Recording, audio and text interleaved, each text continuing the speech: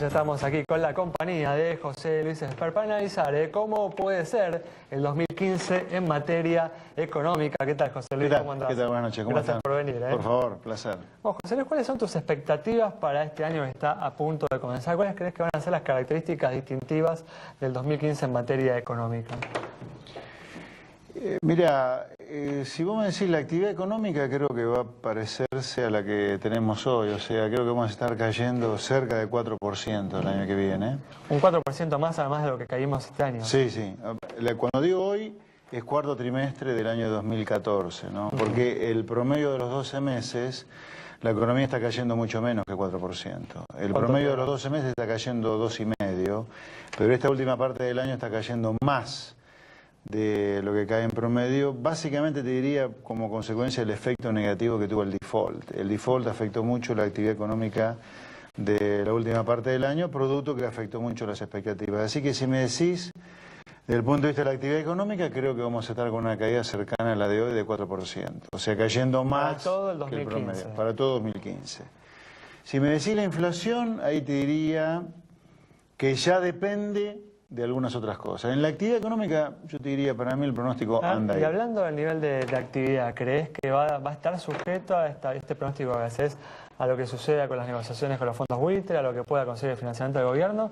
¿O crees, digamos, que invariablemente esa va a ser más o menos la cifra, un poco más, un poco menos de actividad?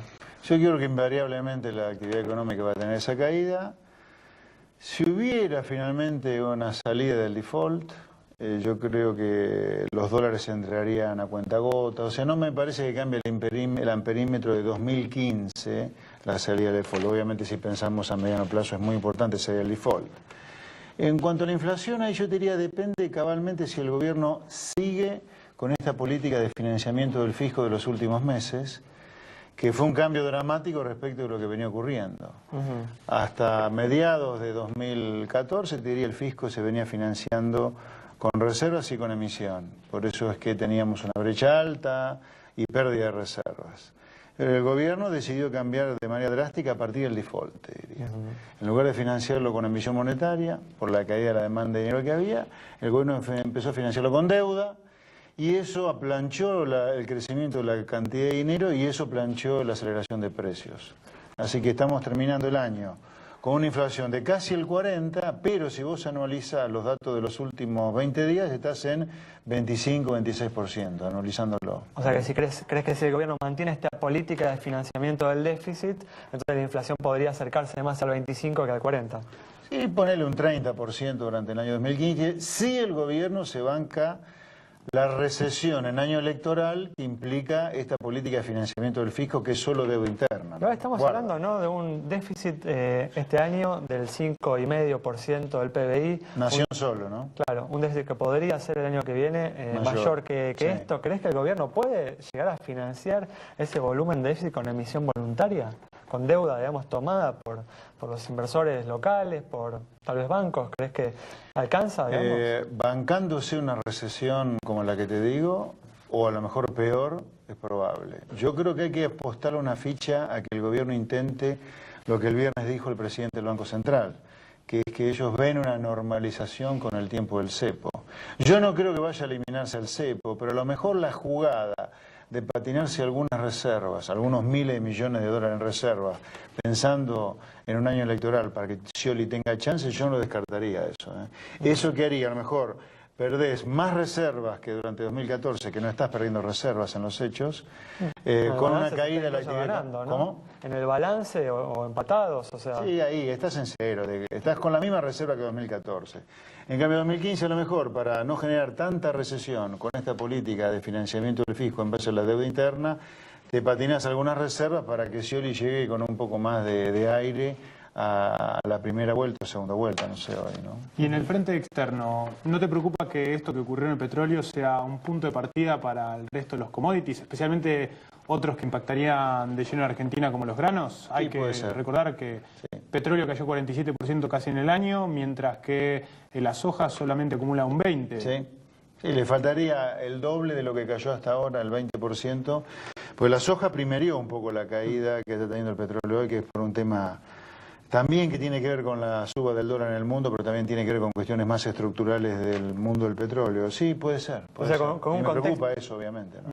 O sea, el contexto, digamos, o sea, la caída del 4% es como una soja en los niveles actuales. Sí. O sea, si el escenario internacional es más desfavorable, podría haber una caída más fuerte de acuerdo a tu previsión. Sí, sí. Yo te diría, desde el punto de vista conceptual, para irme más arriba de lo que estamos hablando, creo que ya le hemos tocado otra vez a esto, pero en algún lugar lo que está pasando hay una cosa que está cruzando la economía argentina hoy, que vos tenés un problema de índole real muy fuerte, con todo lo delicado que es el problema de financiamiento del fisco, la restricción presupuestaria, cómo se financia este déficit. Vos tenés un problema real que es un gasto público que la sociedad no lo puede pagar porque la presión impositiva que conlleva ese gasto público y la inflación que genera ese gasto público, que genera déficit, a la sociedad le cuesta llegar a fin de mes, no invierte en las empresas, cierran las empresas, echan gente.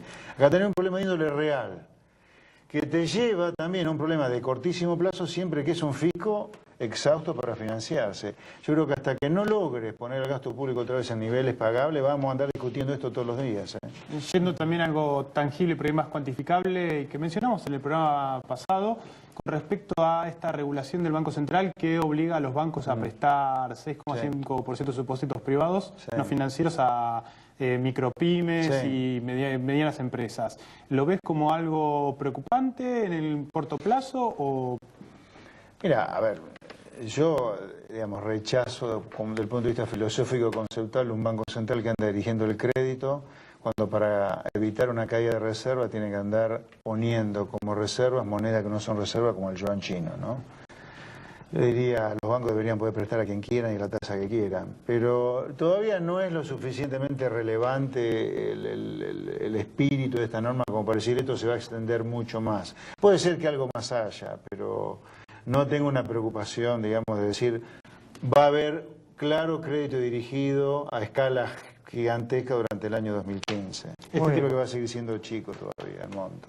Muy bien. ¿Cuáles son, José Luis, tus expectativas en términos de nivel de desempleo, en términos de salario real para el 2015, ¿no? Mira, la economía ya empezó a tener caída de los salarios reales a fin de 2013, todo 2014 tuvimos caída de salarios reales y 2015 creo que va a seguir la caída de salarios reales. Pero de todas formas, me parece que Argentina ha comenzado una corrección. Si vos estás previendo una inflación del 25, seguramente los salarios no van a bajar del 30, digamos.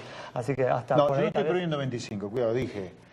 Hoy anualizada es 25, si se bancan una recesión igual que la de hoy, que es peor que la de 2014 en promedio, puede ser 25. ¿Pero cuál es el escenario más probable para vos en términos de inflación? Yo creo que vamos a estar arriba de 30, porque creo que algo van a aflojar y algo van a tener que devaluar. O sea que en ese caso sí habría una caída. Sí, yo creo que los salarios reales van a seguir cayendo. ¿Y el nivel de desempleo? ¿Crees que yo creo que vamos a destruir empleo en el año que viene. Creo que un puntito más de desempleo como mínimo vamos a tener. ¿Cuál es tu previsión real de desempleo, no? Porque uno imagina el 7,5 no es una estimación real, que estamos por ahí en el 8,5, 9%. Al desempleo creo que, digamos, nuestra medición real, o sea, tomando de manera correcta el aumento que viene teniendo la oferta de trabajo, está en 11%, para 12% o 12,5% durante el año 2015.